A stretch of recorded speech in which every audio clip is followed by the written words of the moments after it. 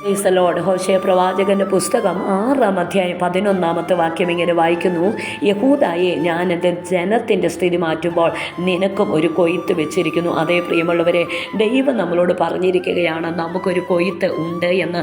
ഒരുപക്ഷെ ഇന്നെൻ്റെ ജീവിത സാഹചര്യത്തിൻ്റെ നടുവിൽ നാളുകളെക്കുറിച്ച് ഒരു പ്രതീക്ഷയോ ഒരു ഉത്തരമോ ഇല്ലാത്ത അനുഭവത്തിനകത്തൂടെയായിരിക്കാം ഞാനും നിങ്ങളും നടക്കുന്നത്. പക്ഷെ ദൈവം പറയുകയാണ്, നിൻ്റെ ജീവിതത്തിൻ്റെ നടുവിൽ ഒരു കൊയ്ത്തിൻ്റെ അനുഭവത്തെ നൽകുവാൻ വേണ്ടി പോകുന്നു.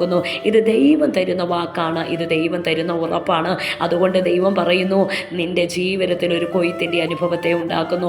അതിൻ്റെ കാരണം എന്താണെന്നറിയാമോ? ഇന്നലകളിൽ ഞാൻ നിന്നെ ഏൽപ്പിച്ചതെല്ലാം നല്ല വിത്തുകളാണ്. നീ പ്രതീക്ഷ കൂടാതെ, പ്രതിഫലം ഇച്ഛിക്കാതെ നീ ഇന്നലകളിൽ നട്ട വിത്തുകളെല്ലാം നല്ല അനുഗ്രഹീതമായ വിത്തുകളാണ്.